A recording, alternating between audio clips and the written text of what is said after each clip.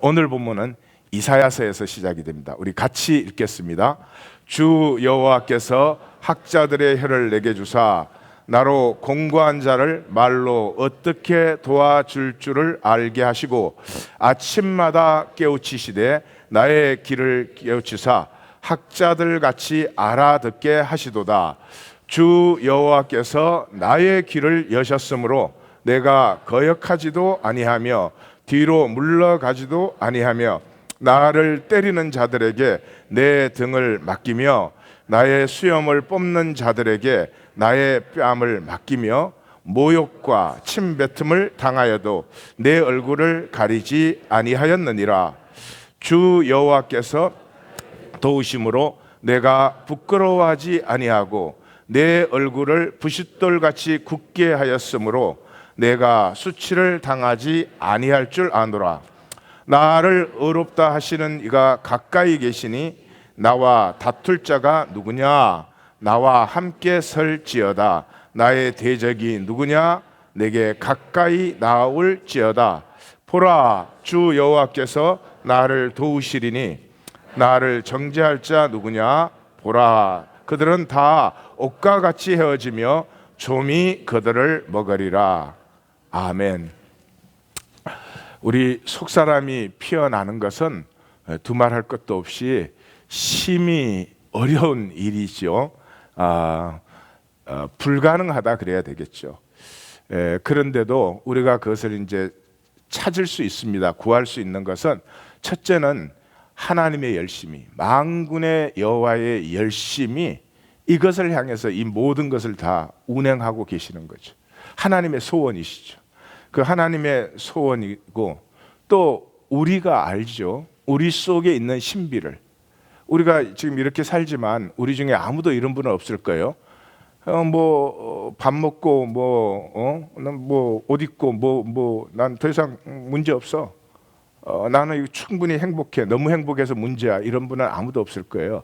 그런 이유가 이 시대에 우리가 먹을 게 없겠습니까? 마실 게 없고 입을 게 없겠습니까? 우리 속에 신비가 있죠. 우리 속에 아름다움이 있는 것을 우리가 다 압니다. 그 아름다움이 피어날 때까지 그렇게 행복하지 않습니다. 그렇잖아요. 속에 어떤 그 가능성이 있는데 그게 피어나지 않으면, 그래서 이 새벽성회 통해서 우리가 할 수 있는 것은 이제 갈망하는 것밖에. 하나님이 그렇게 원하시고, 그러니까 이제 내가 구할 수 있는 거죠. 하나님 원하시는 것이니까. 두 번째, 내가 알죠. 내 안에 살아보지 못하고 피어나지 못한 아름다움이 많은 것을 아니까 내가 갈망하는 것이고, 이 두 가지가 만날 때 속사람이 피어나죠. 이제 속사람이 피어날 때 우리는 비로소 성경이 진짜가 되는 거죠. 사실은 교회 다니는 많은 분들한테 성경이 진짜 아니죠. 진짜 아니죠. 그건 성경이니까 그렇게 얘기하는 것이고 성경이니까 그런 역사가 있는 것이지, 내 삶에 그 역사가 일어난다 이렇게 생각하면 그건 나하고는 왠지 관심이 없는 것 같은 그런 우리의 그 무의식적인 생각이 있잖아요. 속사람이 피어나야 성경이 진짜가 되죠. 속사람이 피어나야 내 안에 하나님의 형상이 있는 것을 비로소 내가 알게 되죠. 속사람이 피어나야 하나님이 사람에게 다스림의 권세를 주셨다. 이것도 이제 체험할 수 있게 되죠. 속사람이 피어나야 누림이 있습니다. 누림이 없으면 욕심만 부리죠. 욕심만. 내 안에 뭔가 가능성은 있는데 이걸 어떻게 누리는지 어떻게 열리는지 모르니까 욕심만 이게 정말 과도해지고 누리지는 아무것도 못 누리, 자기 자신까지도 못 누리게 되죠. 그 다음에 속사람이 피어나야 평강이 옵니다. 이 세상은 한 가지로 다 돌아가고 있어요. 무시에 대한 두려움. 무시당할까봐. 무시당할까봐. 이 옷 똑바로 입는 이유가 옷 제대로 안 입으면 무시당합니다. 열심히 배우는 이유도 학교 안 다니면 제일 편합니다. 솔직히 말해 제가 볼 때는 대학원까지 나온 사람이나 초등학교도 못 다닌 사람이나 사는 게 별로 다르지 않아요. 예. 뭐가 달라요? 뭐가 달라요? 오히려 학력 없는 분들이 훨씬 더 어떤 의미에서는 진짜배기로 좀 쫄깃쫄깃하게 사세요. 이 겉멋이 들면은 이것도 저것도 못 누리는 사람들이죠. 이 무시의 두려움이에요. 그래 속 사람이 피어나야지 평강이 뭔지 알아요. 적어도 자기 열등의식과 수치에서는 자유해지기 시작해요. 뭐 자유 안 해도 좀 자유해지는 건 시작은 돼야 되는데 이게 막 갑옷을 둘러쓰고 막 이러면 정말 골치가 아프죠. 속 사람이 피어나야 비로소 안식을 누리기 시작합니다. 안식을 누린다는 말은 더 이상 이기지 않아도 된다는 거죠. 그냥 이기고 또 이기려고. 뭐 부부 사이에도 이기려고 해요. 뭐 이겨서 대단한 영광을 받는다고 말이에요. 교회 와서 성도로 모여서도 이겨야 돼. 예, 그러니까 뭐 종교 생활은 하지만 이 성경이 증거하고 있는 이 몇 가지는 그냥 스타팅 포인트, 기본적인 진리인데 그것조차도 누리지를 못해요. 예, 개념으로 알고 말도 하고 다 해요. 그러나 나한테는 없어요. 왜? 그건 속 사람의 것이니까. 하나님의 모든 복은 속 사람이 누리는 복이고 하나님의 모든 약속은 속 사람에서 피어나는 약속이죠. 그러니까 뭐 겉사람으로 헌신을 다해도 그건 자기가 헌신하는 게 자기가 좋을 뿐이지 하나님의 복을 누리는 그 평강과 안식이 있고 다스림의 권세가 그런 건 아니죠. 그러니까 우리가 여기까지 왔으니까 이제는 속사람을 꼭 피우시기를 주의 이름으로 축원합니다. 예. 자, 오늘은 두 가지를 나누겠습니다. 첫째는 숨겨진 하나님입니다. 숨겨진 하나님. 이사야 선지자가 이사야 8장 17절 같이 읽습니다. 이제 야곱의 집에 대하여 얼굴을 가리시는 여호와를 나는 기다리며 그를 바라보리라. 45장 15절 또 읽습니다. 구원자 이스라엘의 하나님이여 진실로 주는 스스로 숨어 계시는 하나님이시니이다. 아멘. 바벨론 포로로 잡혀가는 것을 내다보며 예언을 하는 선지자가 이사야 선지자입니다. 예레미야가 대표적인 선지자고 이사야 선지자 역시 그와 함께 더불어 포로 전부터 귀환기까지 그 다음에 포로지에서 선포하는 선지자가 에스겔 선지자. 사실은 그러니까 하나님의 가장 중요한 말씀이 포로기를 중심으로 다 부어진 것이고 또 모세 오경부터 정리된 것이 포로기 끝나고 정리가 된 것이죠. 그런데 왜 이제부터 이스라엘의 하나님은 숨어 계시는 하나님이 되었느냐? 얼굴을 숨기시는 하나님이 되셨느냐? 제국으로 들어가니까요. 바벨론이라는 제국으로 들어갑니다.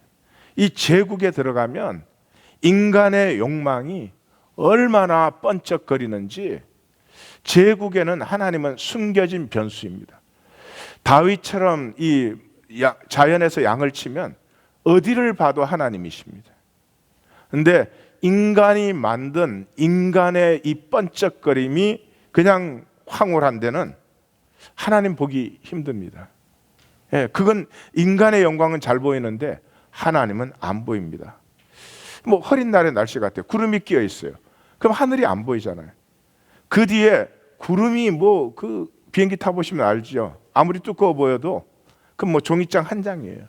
그 뒤에는 광활한 하늘이 있는데 그 하늘이 요 가려진 구름에 보이지 않는 거죠. 보이지 않는 거죠.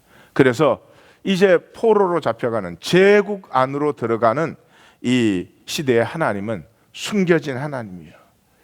자아에 미쳐버린 인간들, 그냥 오로지 나 하나밖에 생각 안 되는 그 인간들 속에서 인간들은 아무것도 보지 못하고 들을 수 없는, 내가 얼마나 가졌냐, 내가 뭐 얼마나 출세를 했냐, 이거 외에는 아무것도 안 보이는, 그게 다 중요한 것이죠.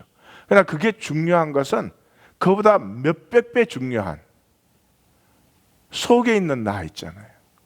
내가 얼마나 피어나는지, 그 모든 것을 통해서 내가 얼마나 아름다운, 자랑스러운, 떳떳한 그런 사람이 되어가고 있는지, 이게 뭐 돈을 얼마 벌었냐, 어떤 지위에 있느냐 보다도 억만배가 중요하죠.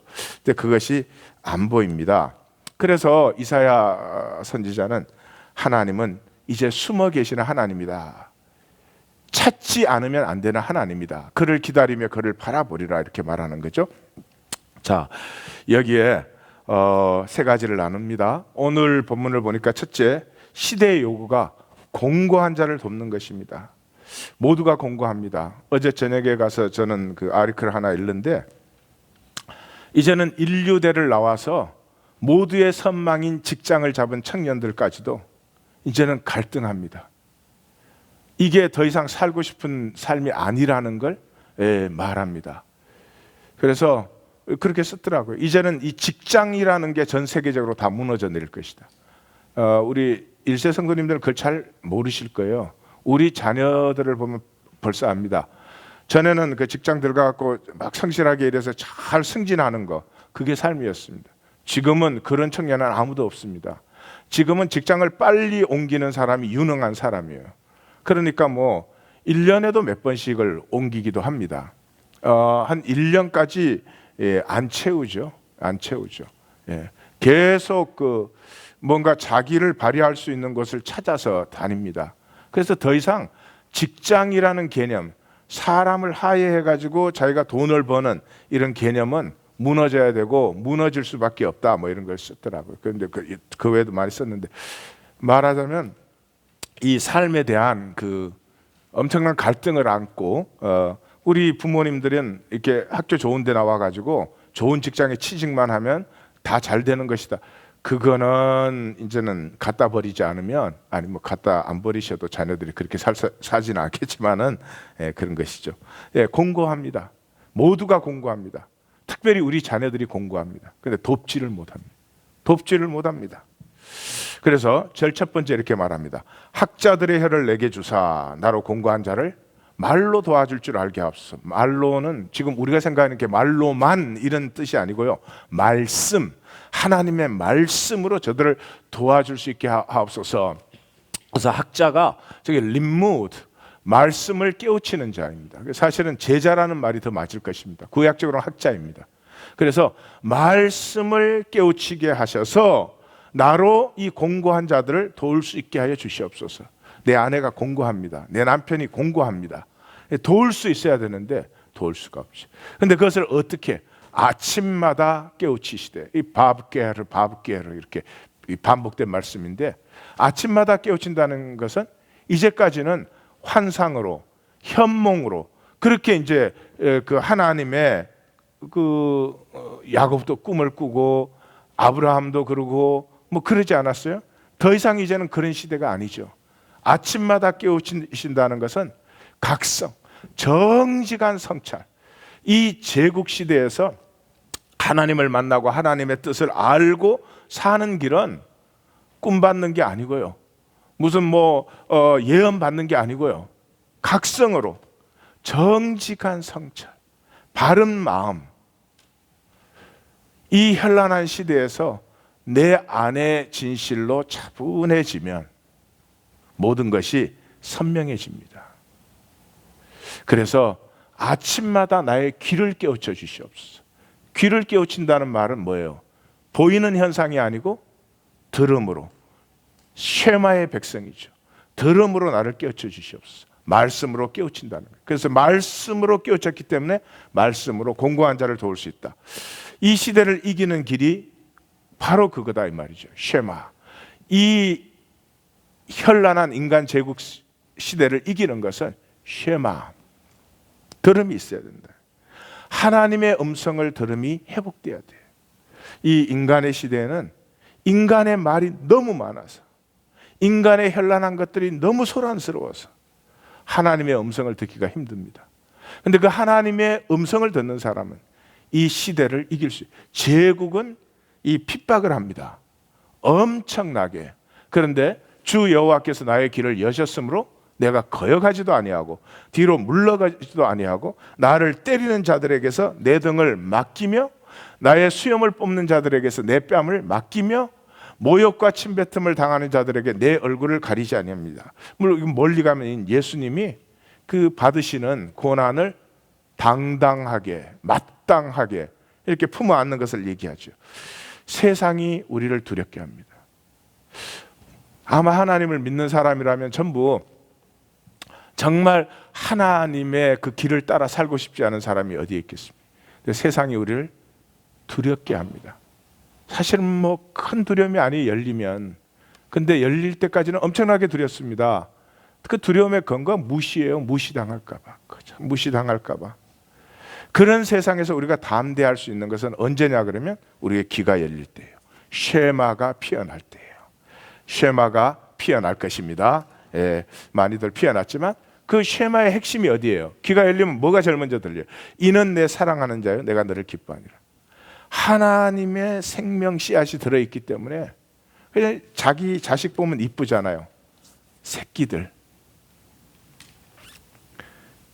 예, 새끼 보는 것도 귀찮다 그러면 이제 그거는 이제 어떻게 할 수가 없지. 그 얼마나 이뻐요. 내 자식은. 그죠? 예, 그런 거죠. 자, 세 번째가 그렇게 담대함을 누리는 것의 뿌리는 어디에 있느냐? 주의 의롭다 하심을 누리는 데 있어요. 8절에서 나를 의롭다 하시는 이가 가까이 계시니 이렇게 말하죠. 그리고 7절과 9절로 이렇게 나와요. 주 여호와께서 나를 도우시리니 그렇게 나와요. 그러니까 도움 중에 도움이 나를 의롭다 해주는 거예요. 예. 상황을 도와주는 것도 도움이 참 되지만 너는 할 수 있어, 너는 충분히 가능해, 내가 함께해, 그런 확신을 주는 것이 도움 중에 도움. 가운데 주께서 나를 어렵게 하셨다. 양쪽으로 주 여호와께서 나를 도우시리니 이렇게 나와요. 주 여호와께서 나를 도우시기 때문에 내가 부끄러워하지 아니하고 내 얼굴을 부싯돌 돌이니까 내가 굳게 하고 나와 다툴 자가 누구냐? 나의 대적이 누구냐? 나로 정죄할 자가 누구냐? 이런 담대함을 누릴 수 있는 거죠. 제국을 이길 수 있는 것 세 가지였습니다. 첫째, 이 제국의 공고한 자들을 내가 도울 수 있는 하나님이 나와 함께 하시고 역사하시는 그런 사람이 되어야 되는데 그것이 무엇이냐? 말씀으로 나를 깨우치시되 아침마다. 이제는 제국 안에서는 정직한 성찰로 깨우침을 받은 자가, 그 자가 시대를 이기는 자가 된다. 시대를 이기는 이유는 하나님의 의롭다 하심이 나와 함께 하십니다. 세 가지 정리됐죠? 그러면 이제 한 가지 더 얘기합니다. 두 가지 얘기한다는 것 중에 이 두 번째, 첫 번째 그 세 가지. 자, 바라봄의 비밀을 말씀드리겠어요. 3분 안에 말씀드릴 텐데 잘 들으셔야 됩니다.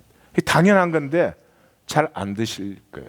그냥 바깥에 거 욕심내고 그냥 뭐 현상적인 거 늘 생각하고 그렇게 이제 살아오시면 어려운 게 사실 아닌데 그 관심이 안 되는 일이기 때문에 이렇게 머리에 들어오질 않는 거죠. 바라봄의 비밀인데요. 그 바라봄이 뭐냐? 내 안에 나가 피어나는 유일한 길이에요. 다시 말해서 하나님이 내 안에 창조해 놓은 나가 피어나는 유일한 길이 속사람이 피어나는 것이다. 그 바라봄이다. 그게 무슨 말이냐 그러면 인간은 관계의 존재예요. 인간은 관계의 존재예요. 그래서 뭐 독차하는 것이 좋지 않다 이렇게 했는데 그 깊은 말이에요. 관계성의 존재이기 때문에 나 혼자서 못 피어나요. 나 혼자 막 돛닦으면 피어났으면 좋겠는데 그렇게 안 돼요. 그러니까 여기서 인간의 모든 종교는 끝. 인간의 모든 종교는 끝이에요. 아까 뭐 도움도 되고 뭐 훌륭한 말씀들 많이 해. 훌륭한 말씀들 많이 해봐야 별 소용이 없어. 내 속에 나가 피어나지 않으니까. 자, 내 속에 나가 피어나야 되는데 관계성의 존재니까 나를 받아주는 너가 필요해요. 나를 받아주는 너가 필요해요.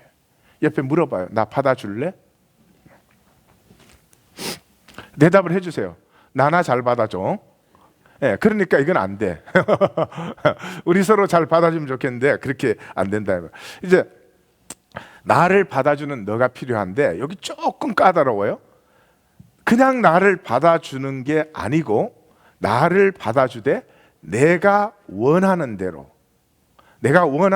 너가 함께 느껴주어서 내가 나를 받듯이 너가 나를 받아줘야 돼. 네. 자, 부활의 시간. 예. 다시 한번 말씀드릴게요. 예. 머리로 이해되신 분도 의미를 한번 씹어보세요. 너가 나를 받아주되, 첫째, 내가 원하는 대로 받아줘야 돼. 내가 원하는 대로 받아줘도 내가 차지 않아요. 내가 원하는 대로 받아주되 너는 나처럼 안 느끼면서 내가 불쌍해서, 또 그게 선한 일이니까 받아줘야 소용이 없어요. 내가 원하는 대로 받아주되 이렇게 나를 받아주는 너가 나와 똑같이 느껴준다고 내가 느껴져야 비로소 안심이 되는 거야. 예, 이렇게 우리가 까다로운 존재예요. 옆에 분에게 그렇게 한번 해볼래요? 너 참 못됐구나. 그게 진실이에요. 그게 진실이에요. 자, 그래서 너가 나를 받아주는데 내가 나를 받는 것처럼 너가 나를 받아줄 때만 이 속사람이 휘어날 수 있어요. 자, 그러니까 여기서 벌써 저와 함께 여기까지 오신 분은 벌써 느낄 거예요. 내 속사람은 하나님이 내 안에 들어오셔서 내가 되어준 거예요. 하나님이 내 안에 들어오셔서 내가 되어준 거예요.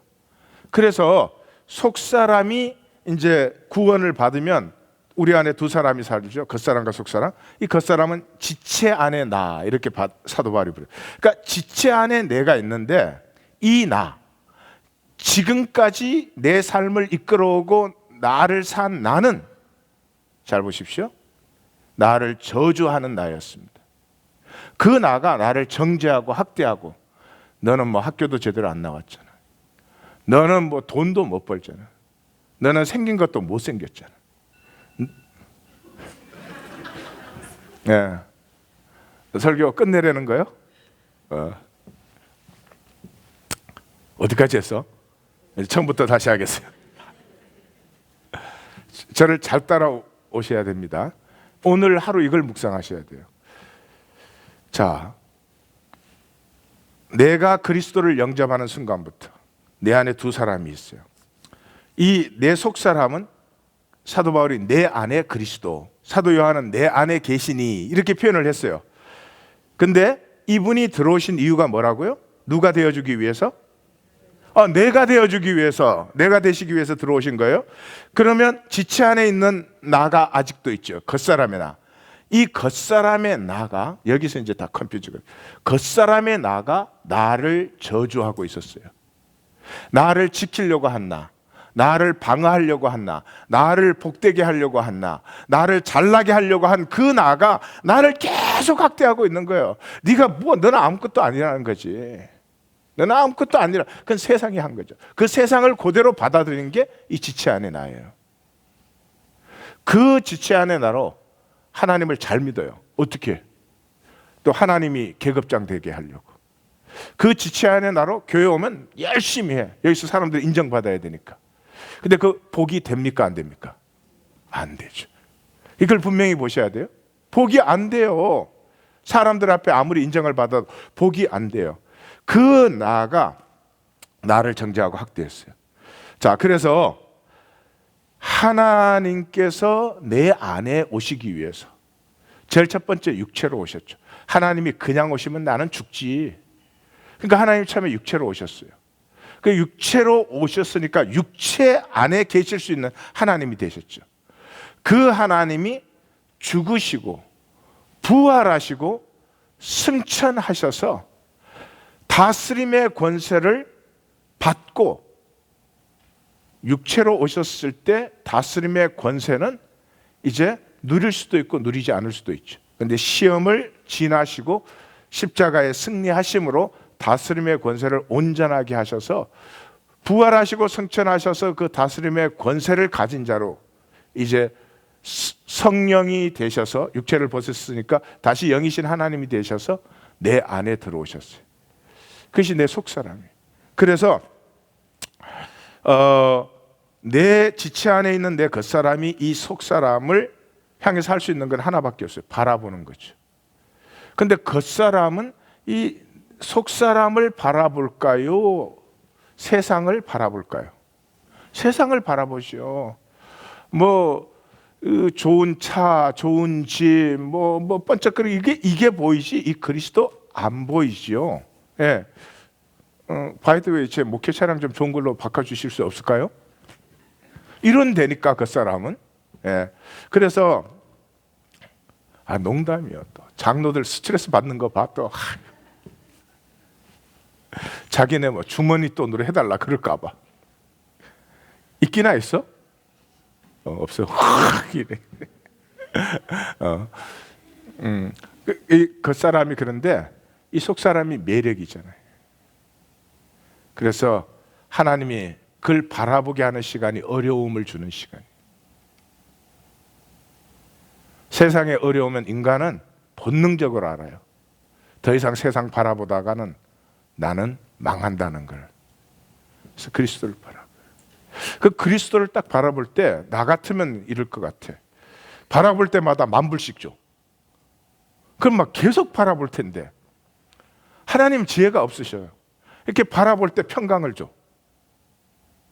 그럼 그때는 잠시 뭔가 좋았는데 5분 지나가고 나서도 계속 평강이 좋을까요? 만불이 좋을까요? 만불이 좋지.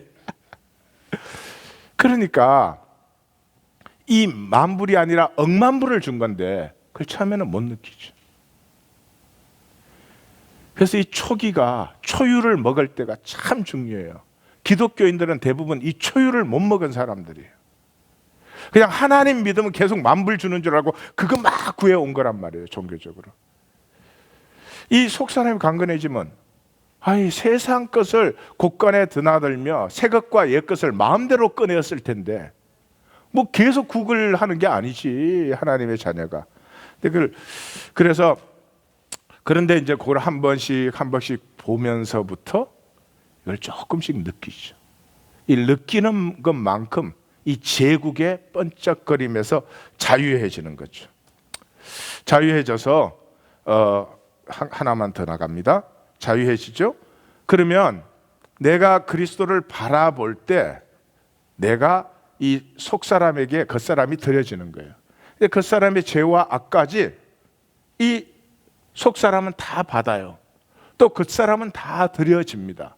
이 속사람에 대한 신뢰가 바라볼수록 생기기 때문에 교회 나올 때는 가리고 자기 안 좋은 거 그런 거 다 가려놓고 이러고 와가지고는 뭐 이렇게 내 예배 드리는 쪽만 예배 드리고 뭐 이러겠죠. 부분적으로. 근데 이 속사람을 바라보면서 생긴 신뢰는 나의 모습 그대로 죄와 악까지 다 드려집니다.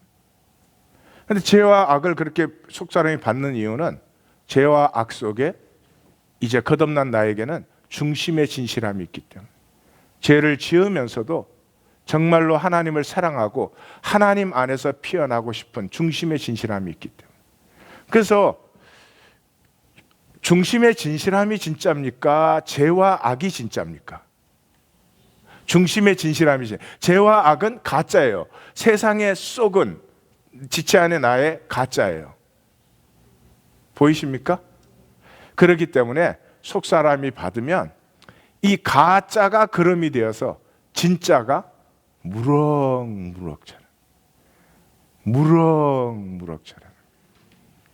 하여튼 이 새벽 성회 동안에 무럭무럭 자라는 새나라의 어린이들 되시기를 주의 이름으로 축원합니다. 자, 옆으로 인사 한번 하고 마치겠어요. 저는 새나라의 어린이입니다. 기도합시다.